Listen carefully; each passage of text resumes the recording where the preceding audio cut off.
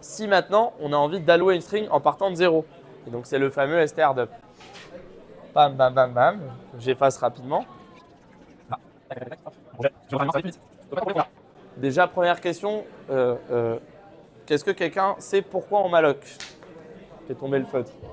Pour allouer de la mémoire. Ok, j'ai une question. Disons, tu veux créer une string. La string, c'est Toto. Voilà, donc elle fait 4 caractères. Est-ce que tu vas malloc du coup? Non, alors tu vas faire quoi?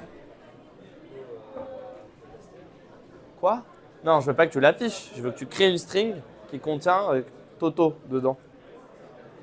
J'ai pas dit l'afficher, hein. J'ai pas dit put la string Toto. J'ai dit créer une variable, une string qui contient Toto. Est-ce qu'on est obligé d'allouer de la mémoire? Alors comment on peut faire si on ne fait pas un malloc? Ouais.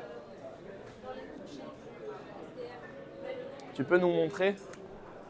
Tu peux nous montrer? Une string Toto, donc de taille 4, en C. Voilà. Pardon. Moi, j'aurais fait ça. Ouais. C'est quoi le type de ta variable? C'est un char. C'est juste un char? Vas-y, vas-y, fais. Attends, Non, mais vas-y, fais. non, mais c'est tout ce que j'ai Oui, fait. non, mais mets le type de la variable. Ah oui, Ah bah oui.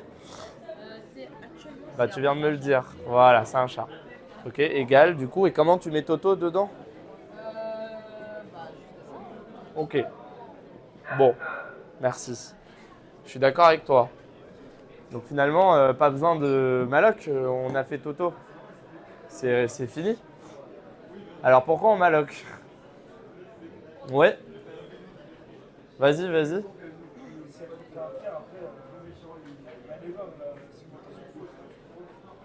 Tu veux dire Stack Overflow plutôt?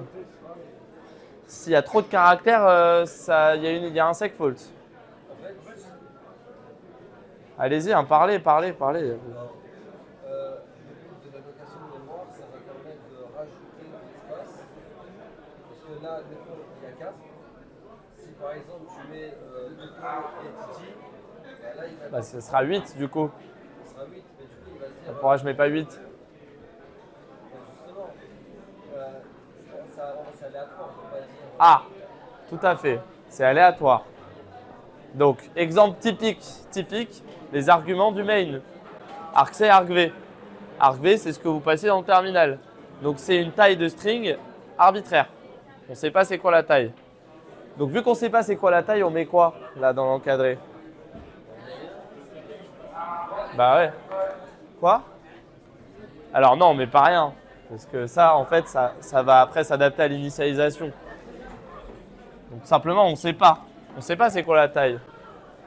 Donc on ne peut pas. Je vous disais un int. Il est chargé dans la mémoire. Un int, sa taille, c'est un nombre d'octets pour atteindre 2 milliards. Donc c'est 4 octets par exemple. Peu importe. Disons un int, c'est 4 octets. Ok? Il sait la taille que ça fait, donc il alloue 4 octets dans la mémoire pour un int. On est d'accord. Cependant, mon char étoile, pardon, ma string de taille arbitraire, il ne sait pas combien de place mettre dans la mémoire. Il ne peut pas savoir à l'avance. Tant que tu n'as pas lancé le programme, il ne peut pas savoir. Et c'est exactement pour ça que vous allouez vous-même. Votre int, votre char, vous ne l'allouez pas. Vous n'écrivez pas int a égale malloc size of int. Alors vous pourriez, hein, mais ça ne servira à rien. Enfin d'ailleurs vous pourriez, mais ça buggerait. Bref, donc vous ne faites pas. Mais là, vous ne savez pas quelle taille ça fait à l'avance. Vous ne connaîtrez la taille qu'au runtime. Le runtime, c'est pendant que vous lancez le programme. En fait, pendant que le programme, il est dans la mémoire. Et donc, c'est exactement pour ça qu'on malloc. Et donc, ça m'amène à faire un char étoile. Puisque qu'est-ce que return malloc? La fonction malloc, ça retourne quoi? Quelqu'un a fait un malloc dans la journée peut-être? Vous avez lu le prototype, le man? Alors ça return quoi un malloc? Vous savez pas? Ok. À quoi ça sert un malloc? Je repose ma question. Quoi? Allouer de la mémoire. Ok, ça veut dire quoi allouer de la mémoire? Ouais. Génial. Je suis tout à fait d'accord avec toi. Allouer de la mémoire, il faut bien que vous compreniez que dans la mémoire, il n'y a pas que votre programme. Là, là, là. Voilà. Je vous disais, la mémoire, si ça fait 8 gigaoctets ou 16 gigaoctets, c'est énorme. Il y a plein de trucs dedans. Votre système d'exploitation, quand vous lancez votre programme, il continue de marcher. Votre souris, elle bouge. Firefox, il bouge. Firefox, c'est dans la mémoire. Donc, si toute la mémoire était allouée à votre programme, le PC, il est freeze. Il n'y a rien qui marche, le programme, il se lance. Donc, dans la mémoire, il y a plein de trucs qui ne sont pas à vous et que vous ne connaissez pas. Ce qu'on appelle du garbage. Du garbage parce qu'en fait, c'est des valeurs aléatoires. C'est du déchet, en fait. Donc, par exemple, je vais mettre des nombres aléatoires parce que c'est littéralement ce qui se passe. Par exemple, vous lancez Firefox. Firefox se charge dans la mémoire. Donc, c'est des instructions. 1, 12, 8, 3, 4. Voilà, je mets n'importe quoi. Voilà. Firefox, vous le fermez. Bon, la mémoire, elle a été libérée. Elle a été free. Ça veut dire, en gros, la mémoire est libre. Elle peut être reprise par n'importe qui. Mais qu'est-ce qu'il y a dans la mémoire? Du garbage. On est d'accord? Il y a rien, il y a des trucs que je ne contrôle pas. Bon, faire un malloc, ça veut dire, je prends une zone de la mémoire. Ça veut dire, en gros, trouve-moi la première zone de la mémoire qui est libre, entre guillemets, la plus proche de mon programme, et dis-moi où elle est, cette zone. Alloue-la, réserve-la pour mon programme. Réserve-la pour moi. Votre programme, il s'appelle, par exemple, il s'appelle a.out, je vais faire dans la facilité. Donc, du coup, vous avez besoin d'une string de taille 4. Encore une fois, c'est une taille aléatoire, en fait. Ça pourrait être 5, ça pourrait être 8. C'est pour ça que vous faites un malloc. Donc, si c'est de taille 4, il va dire « Ok, j'ai 4 cases de libre. » Ces 4 cases de libre, c'est pour mon a.out, pour ma variable PTR. Je dis n'importe quoi. Maintenant que ça vous appartient, malloc, qu'est-ce qui va vous retourner selon vous? Qu'est-ce qui va vous passer malloc pour vous dire à où c'est? Pour rappel, tout ça, ça a des adresses. Je le rappelle. Chaque case de mémoire, je vais l'écrire en bleu. Chaque case de mémoire, ça a des adresses.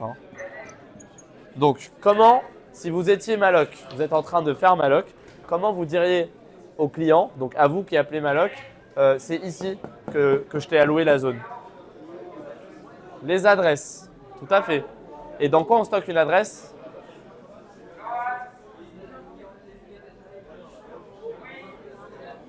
Un pointeur. Bah oui, on vient de voir tout ça. Un pointeur, c'est une adresse. Donc, il va me retourner quoi, malloc, ici? 2. Pourquoi 2? Parce qu'en l'occurrence, c'est la case mémoire, la première case mémoire, où il y a le début de ma string. Pour le moment, il y a toujours n'importe quoi dans la string. OK? Donc là, vous ne pouvez pas encore faire des str4 dessus. Vous ne pouvez pas concaténer parce que str4, il va chercher un backslash 0 dans la première string. Il va aller jusqu'au backslash 0. Vous l'avez fait le str4 un petit peu. Même par exemple un strlen. Strlen, il va jusqu'au backslash 0. Il est où le backslash 0 dans ma string? Il y en a. Là? Non, c'est un 4 et un 2. C'est moi qui ne sais pas écrire. Il n'y a pas de 0 là. Il n'y a pas de backslash 0, on est d'accord. Donc, votre strlen, il va dire tant que ma string de i pas égale à backslash 0. Tant que je ne suis pas un backslash 0. Donc, il va lire ici. Il va lire ici. Il va lire ici. Il va lire ici. Jusqu'ici, aucun problème. C'est votre zone mémoire. Elle vous appartient. Vous l'avez allouée. Vous en faites ce que vous voulez. Grand bien ou face si vous voulez lire du caca, du garbage, c'est tout à votre honneur. Sauf que qu'est-ce qui se passe quand elle arrive ici? Elle continue. C'est toujours pas 0. C'est toujours pas 0. Et donc là, en fait, vous êtes en train de lire potentiellement la mémoire d'un autre processus. Ah, c'est pas forcément une boucle infinie. Peut-être qu'il y aura un 0 à un moment dans la mémoire. Mais c'est pas ça le problème. Le problème, c'est que si là, tu as Google Chrome là, qui est lancé, tu vas réécrire sur les instructions de Google Chrome.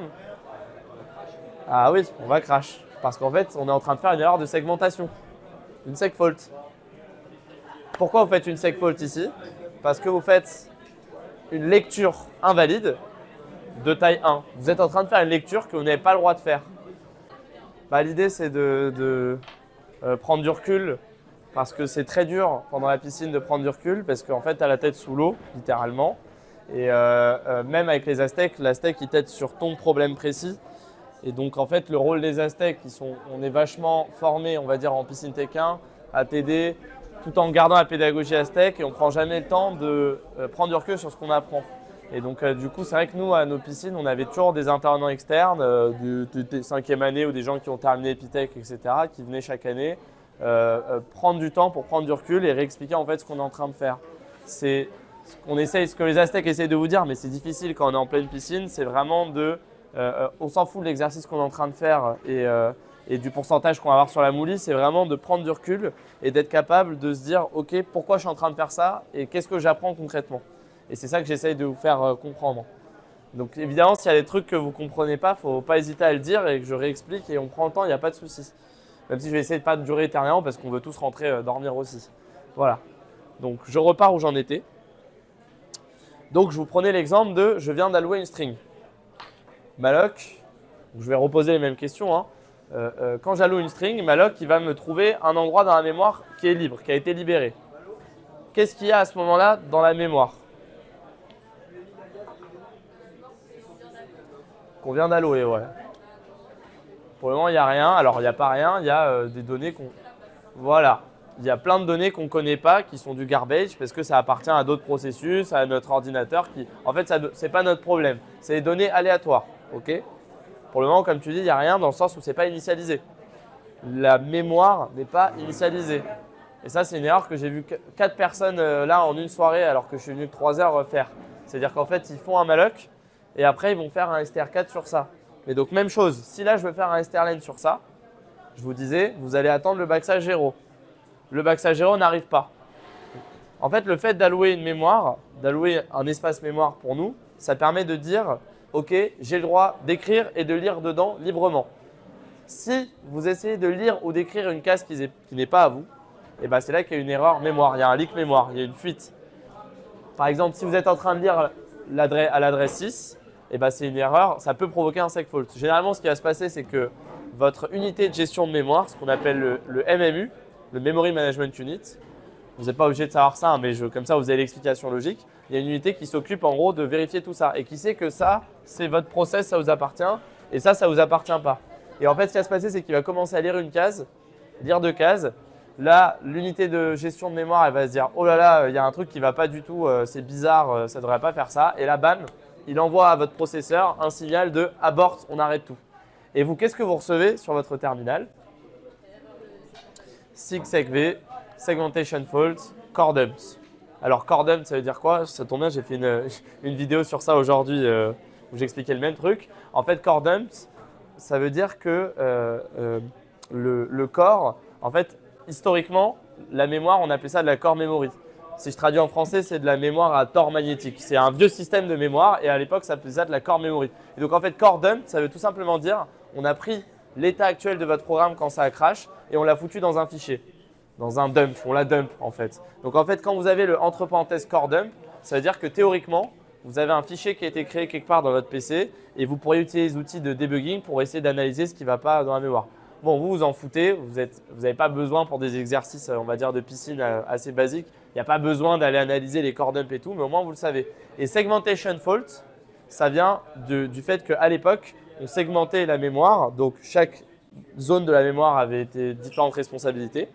Et donc, on appelait ça une erreur de segmentation parce que là, pour le coup, à l'époque, typiquement, vous êtes sur un Apple Computer 3 des années 80, vous accédez à l'adresse 8 et vous écrivez quelque chose dessus, et ben, ça peut faire crash votre PC parce que ça va vraiment écrire dans la mémoire. Rassurez-vous, aujourd'hui, vos PC, vous avez remarqué, ils n'ont pas crashé à chaque fois que vous avez un segfault.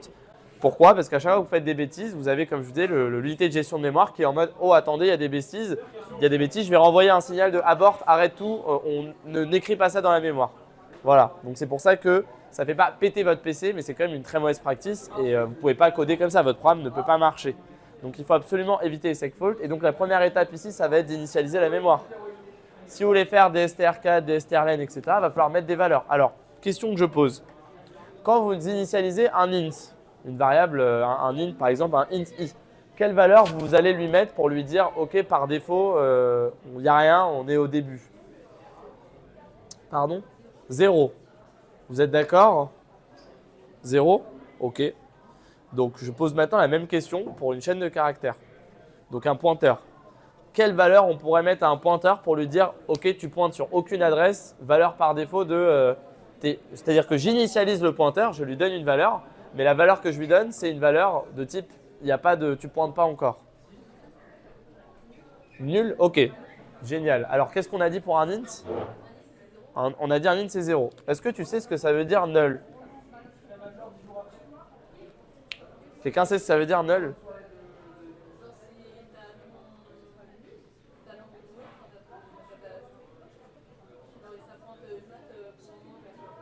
Ouais, ça pointe vers rien. Alors, c'est pas tout à fait exact. En fait, la valeur null, vous verrez plus tard dans le projet dans l'année si vous pouvez accéder à la définition du mot-clé null. Ce n'est pas un mot-clé, hein, c'est dans stdlib. Il faut inclure stdlib si vous avez remarqué pour utiliser null. En fait, null, c'est tout simplement 0. Moulé pour un pointeur, mais c'est littéralement l'adresse 0. Donc, si vous affichez le pointeur qui pointe null, effectivement, ça sera 0. Donc, tu as raison. Quand tu dis null, en fait, c'est qu'on sait que c'est 0, mais c'est 0 pour un pointeur. Si j'écris 0, on sait que c'est 0, mais pour un nombre. Et si j'écris backslash 0, c'est quoi la valeur dans la table ASCII d'un backslash 0? Devinez au hasard. Quoi? Backslash 0, c'est la fin du string, on est d'accord, mais c'est pour se dire qu'il y a un… Backslash 0, c'est 0. Tout simplement. Vous pouvez afficher null, backslash 0 et 0, ça va vous afficher, si vous affichez au format nombre, 0, 0 et 0. Alors, vous allez, pourquoi on fait backslash 0? Parce que backslash 0, vous comprenez très bien qu'on parle d'une string. Et pourquoi on fait null? Parce que null, vous comprenez très bien qu'on parle d'un pointeur. Bref. Alors là, quand j'ai malloc, il m'a retourné une adresse. On est d'accord. Quelle adresse il m'a retourné là? 2. C'est ce que tu avais dit? 2. On est d'accord. Donc, mon pointeur, il n'est pas null. Il pointe sur quelque chose. Donc, mon pointeur, il a une adresse. On est d'accord. Donc, est-ce que la valeur de mon pointeur, c'est null? Non. La valeur en pointeur, on a dit c'est 2. C'est une adresse. OK. En revanche, la mémoire sur laquelle il pointe, ça a une valeur.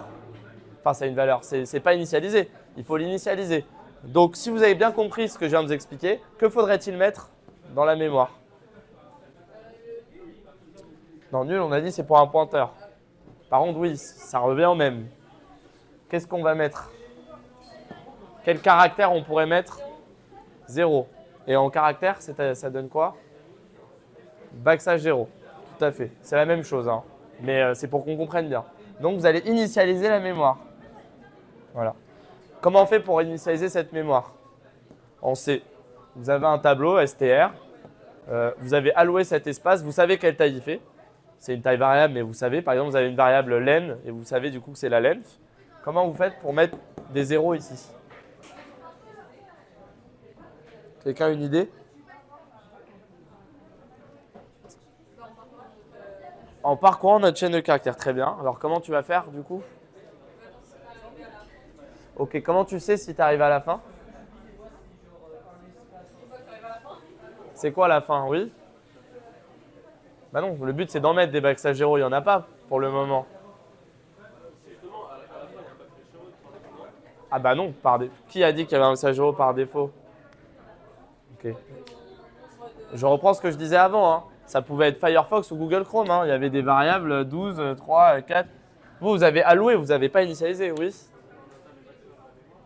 Quand on atteint quoi? 8 gigas. Donc tu vas initialiser si tu as 8 gigas, 8 milliards d'octets. Ça va être long quand même. Puis en plus, tu vas mettre à nul tout ton ordi, il n'y a plus de process, oui? Le nombre d'arguments. Je ne parle pas d'arguments là, je parle concrètement. Donc je reprends ce que je disais, hein. Vous avez un pointeur, vous avez la variable pointeur, et vous avez la taille, parce que vous savez de quelle taille vous l'avez malloc. Comment vous savez quand est-ce qu'il faut s'arrêter? Alors par exemple, là, il y a combien d'octets? 4. On est d'accord. J'ai alloué pour 4 octets. Donc, combien de boucles, d'itérations de boucles vous allez faire pour initialiser chaque octet? 4. Donc, c'est quoi ta condition d'arrêt? Quand tu arrives à 4. Tout simplement, en fait, avec la taille. Bah oui, vous n'avez pas de backslash 0, là, le but c'est de les mettre. Donc, faites avec la taille, vous connaissez la taille. Donc, tu vas faire effectivement, toi tu l'as bien en tête, je pense déjà, je dis pour les autres, tu vas faire une boucle qui va itérer entre l'index 0 l'index 4, tu vas utiliser l'opérateur bracket. Excusez-moi pour mon écriture horrible. Et donc là, dedans, tu vas mettre ton itérateur. Comment on appelle un itérateur généralement? I. Ouais, c'est un bon exemple de nom de variable pour itérateur, je suis d'accord. Donc si c'est I, notre itérateur, on va mettre I. Et donc ce qu'on va écrire, c'est notre pointeur ou notre string, peu importe comment on l'appelle. Donc par exemple, str de I égale. Et j'ai dit qu'est-ce que je veux mettre dans ma case? Quoi? Backslash 0. C'est ce qu'on disait, hein? On initialise la mémoire. Backslash 0. Voilà. Et puis là, qu'est-ce qui va se passer? Hop. On va voir si j'arrive à être fort avec les feutres. Hop. Backslash 0. I vaut 2. Backslash 0. Voilà, main gauche. Et I vaut 3. Backslash 0. C'est clair? Bon bah bravo, vous avez alloué, initialisé une string, enfin un espace mémoire et vous pouvez en faire ce que vous voulez. À partir de là, que vous avez la taille, vous avez bien mis des backslash 0, là ton strlen il va marcher. Il va retourner. Qu'est-ce qu'il va renvoyer strlen d'ailleurs? C'est quoi la taille de cette string selon strlen? Ouais. Quoi? 4? T'es sûr de ça? 3? Non, strlen ça renvoie quoi? Ça veut dire quoi strlen? Ouais. La taille de la string, ok. Il renvoie 0 à cause des backslash 0. Parce que le but de strlen, c'est pas de compter les backslash 0, c'est de compter la taille des vrais caractères. C'est justement pour ça qu'on met des backslash 0, pour comprendre qu'on est arrivé à la fin. Donc tu as tout à fait raison, ça va renvoyer 0. Mais il n'y a aucune erreur mémoire. Tant que str de i pas égal à backslash 0, str de 0 c'est backslash 0, 0. Aucun leak mémoire. Vous voulez faire un str4, vous voulez concaténer une string à cette string, il va aller jusqu'au premier backslash 0 et il va concaténer. Donc en fait, il va remplacer parce qu'il va écrire sur la string. Et là, déjà, vous évitez l'erreur que j'ai vu plein de gens faire sur littéralement tous les exos du day. Si vous avez bien compris, au hasard, c'est souligné dans le man-malloc, de memory is uninitialized. Je le répète, il faut initialiser la mémoire. Alors vous avez une fonction sympa, ça s'appelle calloc, que vous n'avez pas le droit d'utiliser. La fonction calloc, elle fait un malloc et elle initialise toute la mémoire à 0. Par contre, vous n'avez pas le droit d'utiliser calloc, mais vous pouvez faire mycalloc. Par contre, ça, vous avez le droit. Au hasard. Vous pouvez faire votre propre calloc. Vous pouvez faire une fonction qui malloc et qui initialise tout à 0. Comme ça, vous ne faites pas chier. À chaque fois, au lieu d'appeler la fonction malloc, vous appelez votre propre malloc qui va allouer, initialiser la mémoire à 0. Comme ça, c'est bon. Bon, bah, à partir du moment où vous avez fait ça, le strdup, c'est quoi le but de strdup?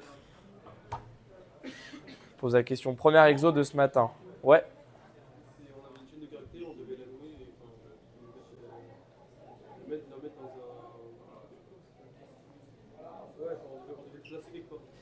Ça veut dire quoi, dup? C'est le diminutif de quel mot, dup? Quoi? Non, bah non, c'est init, initialisé. Dup, ça vous parle pas? Dupe. Duplicate. Dup, c'est string duplicate. Ça veut dire duplique-moi la string. Pourquoi dupliquer? strcopy, ça copie. Oui, mais strcopy, il copie d'un endroit vers une autre string qui existe déjà. Alors que duplique-moi, c'est genre, j'ai une string dans la mémoire, Toto par exemple, duplique-moi cette string. Donc vous ne pouvez pas retourner à l'adresse 2. La Mouli, elle sait très bien que c'est la même adresse, vous n'allez pas l'endormir comme ça. Non, vous allez devoir allouer avec un malloc une zone mémoire, file-moi 4 caractères. Ensuite, vous l'initialisez comme ça, il n'y a pas de problème, vous mettez des 0. Bam. Et une fois que vous avez initialisé, bah là, tout simplement, effectivement, vous pouvez, entre guillemets, faire une copie avec strcopy s'il marche bien, mais vous pouvez le faire à la main, il n'y a pas de problème. Et vous venez remettre un par un, T, O, T, O, et le backslash 0 à la fin, que j'ai oublié le backslash 0, vous me pardonnerez. Et voilà, on a déjà fait strdup. Oui? Non, il est compris dans ce qu'il faut allouer, ça c'est de ma faute. Donc juste pour le backslash 0. Le dernier point à savoir, plaisir, il n'y a pas de souci. Je termine sur un dernier point, c'est le fameux size-off. J'imagine que vous avez tous entendu parler de size-off et vous ne comprenez pas trop. Encore une fois, là, je viens de vous expliquer STR-DUP, mais c'est la même chose pour tous les exos du day. Hein. À la différence que quand vous allez arriver au STR to Order Array, vous n'allez pas allouer pour une string. Cette fois-ci, vous allez allouer pour plusieurs strings. Donc en fait, j'efface. Exemple tout bête.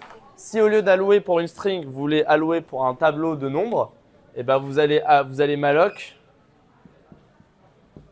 pour avoir plein de int étoiles. Parce qu'un tableau de nombres, c'est int étoile, un pointeur sur un nombre, donc il peut en avoir plusieurs. Donc si vous voulez malloc pour plein de int étoiles, il va falloir allouer le bon nombre de int étoiles, entre guillemets. C'est un peu compliqué. Donc, qu'est-ce que c'est int étoile? Qu'est-ce que c'est étoile? Un pointeur, merci. Donc un pointeur, c'est quoi? Ouais, c'est-à-dire concrètement l'adresse. Voilà, tout à fait. Donc on est d'accord que ce n'est pas la même taille une adresse mémoire qui va jusqu'à 8 milliards, 8 gigas ou 16 gigas qu'un nombre. D'accord. Donc c'est important l'opérateur sizeof parce que l'opérateur sizeof, il vous donne la taille en octets d'un type. Sizeof, c'est un opérateur unaire, comme les crochets. Il prend un paramètre, c'est le type. Donc si j'écris sizeof, hop, int étoile.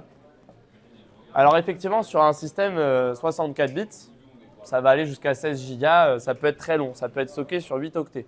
Par exemple, je vous disais un int, ça peut aller jusqu'à 2 milliards, même 4 milliards s'il n'y avait pas les négatifs. Donc 4 milliards, c'est 2 puissance 32, 32 bits, divisé par 8, ça nous fait 4 octets.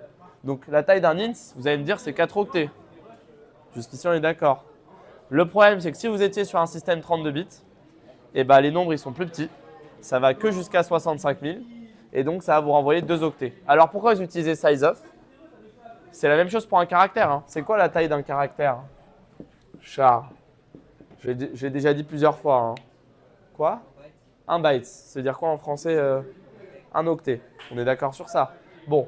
Et ben, si vous étiez sur un ordinateur pas très cool, au hasard les PC d'IBM dans les années 80, et ben, vous aviez des sets de caractères beaucoup plus gros. Et en fait, un caractère, ça pouvait être ce qu'on appelle un multicar, c'est stocké sur 2 octets. Donc le fait d'utiliser l'opérateur sizeof, ça va toujours vous renvoyer, quel que soit le système et quel que soit l'endroit dont vous lancez votre programme, la bonne taille du type. Donc après, c'est très simple. Vous voulez avoir x int étoile, bah vous faites la taille d'un int étoile fois x. Vous voulez avoir x char étoile, donc en fait, vous voulez avoir x string, un tableau de string, bah vous mettez char étoile. Et ensuite, la dernière erreur que vous allez tous peut-être faire, c'est les priorités opératoires. Il ne faut pas oublier, exemple, vous voulez allouer une string et vous mettez de la taille de mystrlen et après vous rajoutez plus 1 en vous disant plus 1 c'est le backslash 0. Donc en fait, vous écrivez ça. Je vous montre. Vous écrivez sizeof char fois strlen de ma string plus 1. Ça, c'est une multiplication. Hein. Je suis désolé, on ne voit pas très bien. Voilà. Donc, quel est le problème avec ça? Là, je suis en train d'écrire, tu m'alloues strlen de str, donc n caractères, plus 1 octet. Ce n'est pas ce qu'on veut faire. Ce qu'on veut faire, c'est allouer n plus 1 octet. N'oubliez pas priorité opératoire. Hein. C'est d'abord la multiplication et après l'addition. Donc là, n'oubliez pas des parenthèses.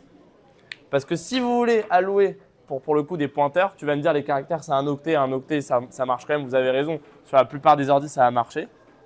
Mais si là c'est des tableaux de pointeurs et que vous mettez un plus 1, alors qu'en fait un pointeur ça fait 8 octets donc il faudrait écrire plus 8, ça ne va pas marcher. Donc il faut bien mettre la taille du type qu'on va allouer et combien d'éléments on en veut. Et en fait malloc c'est ce qui vous permet tout simplement de faire des tableaux de taille dynamique dont on ne connaît pas la taille avant de lancer le programme. Et grâce à l'opérateur sizeof unaire, vous pouvez connaître la taille de chaque type en C dynamiquement et quel que soit votre ordinateur de base. Et voilà. Est-ce que vous avez des questions? C'est clair? Bon, évidemment, maintenant, il faut mettre tout ça en pratique. Il faut lire la page du MadMalloc, il faut aller regarder opérateur sizeof sur Google, sur CPP Référence au hasard, qui est un très bon site. Il faut aller regarder, il y a plein de choses à aller voir. Il faut aller se renseigner sur les segfaults. Est-ce que je fais une écriture invalide? Est-ce que je fais une lecture invalide? N'hésitez pas à mettre des prints tout le temps, hein. Vous affichez, vous affichez, vous affichez. S'il y a des choses que vous n'êtes pas sûr de comprendre, affichez-les et allez retourner voir la définition. Il n'y a que par la remise en question que vous allez progresser. Un gros défaut de beaucoup de première année, mais même des deuxième, des troisième années, même tous les développeurs, c'est non, mon code il marche, c'est forcément c'est la moulie, c'est le sujet, le truc est mauvais et moi mon truc il est parfait. Regarde, sur mon PC ça marche.